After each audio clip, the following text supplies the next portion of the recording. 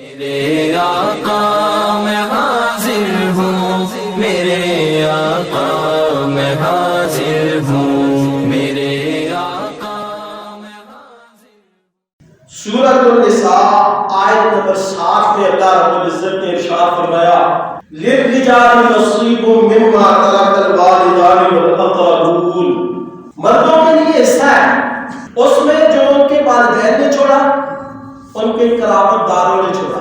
وللنساء نصیب مما ترک الوالدان والاقربون مما قل منه او کثر،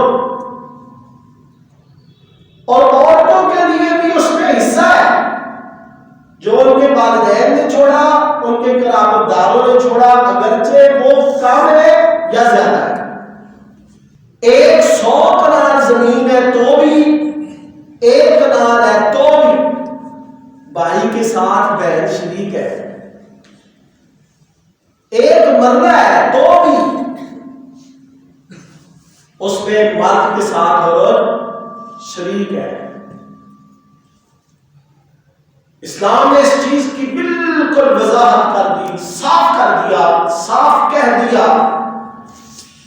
کہ مردوں کے لیے بھی حصہ ہے، عورتوں کے لیے بھی حصہ ہے، اگرچہ وہ کم ہو یا زیادہ۔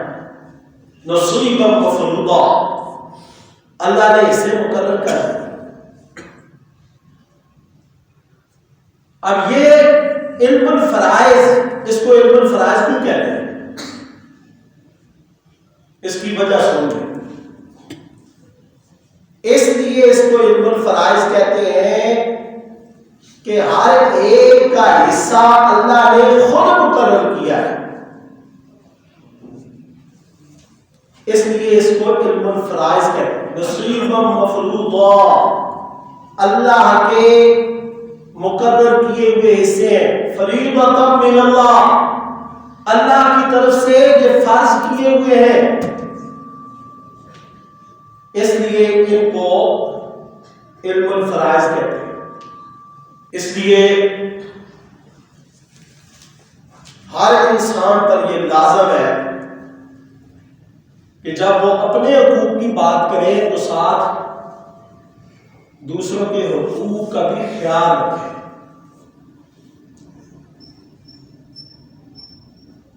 اگر کوئی شخص اپنے حقوق کی جدوجہد کرتا ہے اور دوسروں کو ان کا حق نہیں دیتا تو وہ ظلم کرتا ہے، وہ ظالم ہے۔ اور اللہ رب العزت کا ارشاد ہے لا تظلمون ولا تظلمون، نہ ظلم کر تاکہ تجھ پر بھی ظلم نہ کیا جائے۔ بہنوں کا حق مارے گا، باپ بیٹی کا حق مار کر بیٹے کو دے گا تو یہ حق مار رہا ہے، یہ ظلم کر رہا ہے۔ اللہ فرما رہا ہے ظلم نہ کر تاکہ تجھ پر بھی ظلم نہ کیا جائے۔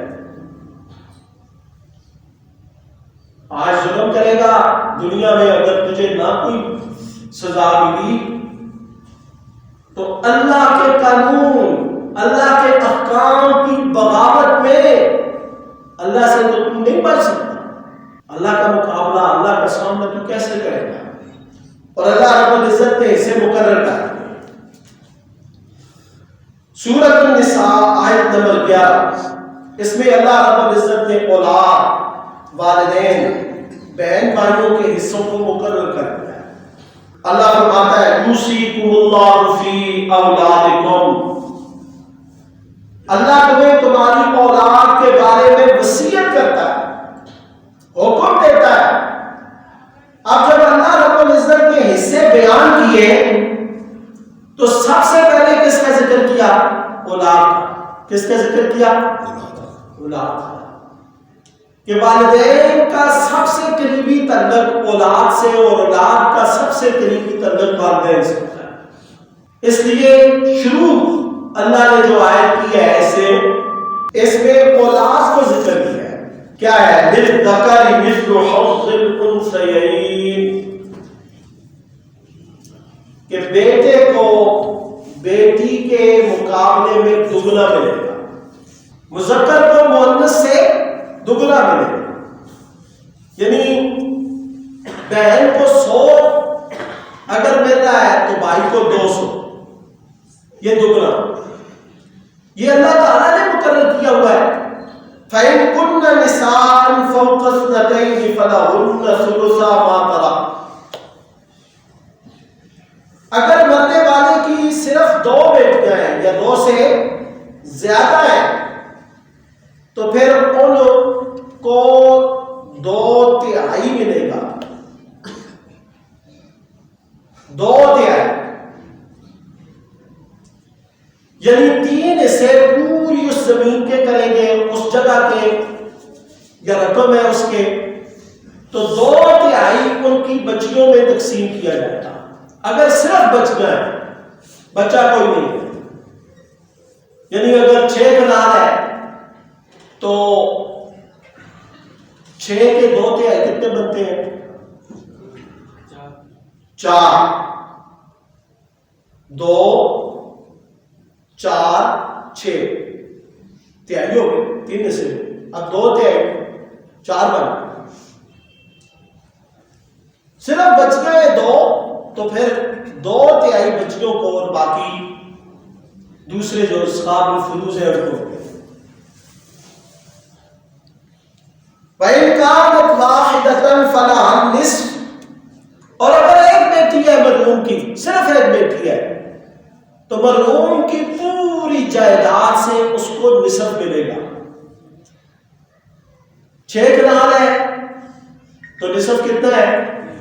3، اب 3 اس کو ملے گا، اور باقی اگر اس کی بیوی ہے، والدین ہے تو ان کو اسے ملے گا۔ اب بیٹی کا ذکر یہاں، اولاد کا پہلے ہے، اب آگے وَلِأَبَوَيْهِ لِكُلِّ وَاحِدٍ مِّنْهُمَا السُّدُسُ، اور اگر اس کے والدین زندہ ہیں، مرحوم کے والدین زندہ ہیں تو والدین میں سے ہر ایک کو 6واں حصہ ملے گا، ہر ایک کو 6واں حصہ ملے گا۔ ماں کو بھی 1/6 اور باپ کو بھی 1/6 ملے گا۔ مما ترک ان کان لہ ولد، اس میں سے جو ترکہ اس نے چھوڑا ہے اگر اس کی اولاد ہے،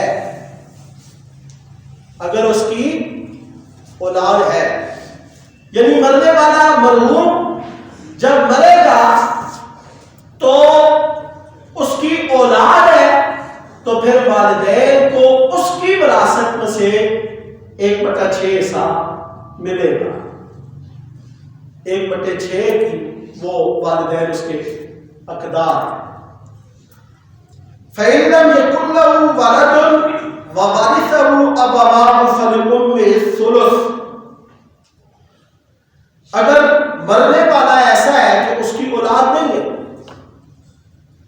مرحوم لاوالد ہے، اس کی اولاد نہیں، تو پھر والدین کو کیا ملے گا؟ پھر یہ ہے کہ اس کی ماں کو 1/3 پوری زمین میں سے، پورے حصے میں سے ماں کو 1/3 اور باقی کا سارا حصہ 2/3 وہ باپ کو ملے گا۔ اب یہاں پہ یہ سوال پیدا ہوتا ہے کہ ماں کو کیوں کم ملے گا، باپ کو کیوں زیادہ ملے گا اور ماں کو کیوں کم ملے گا؟ اس کی وجہ یہ ہے کہ ماں کو اللہ رب العزت نے اس پر خرچہ کرنے کا پابندی نہیں بنایا، اس کی پرورش، اس کی پڑھائی، اس کے کھانے پینے کے دیگر معاملات سب کے سب دین نے، اسلام نے، مذہب نے والد پر ڈالے، والدہ پر نہیں ڈالے، لیکن پھر بھی اللہ رب العزت نے والدہ جس نے اس کو جنم دیا اس نے اس کی خدمت کی، اس کا حصہ مقرر کیا۔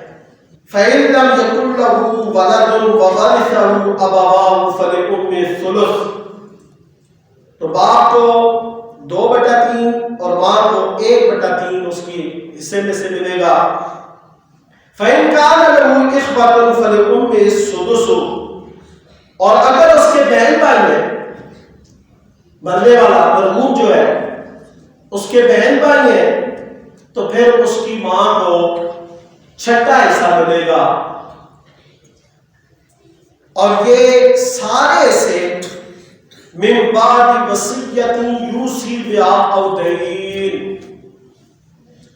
یہ ضابطہ سن لیں، بڑا عام ضابطہ ہے کہ یہ چیزیں یعنی جو وراثت کی تقسیم ہے نا،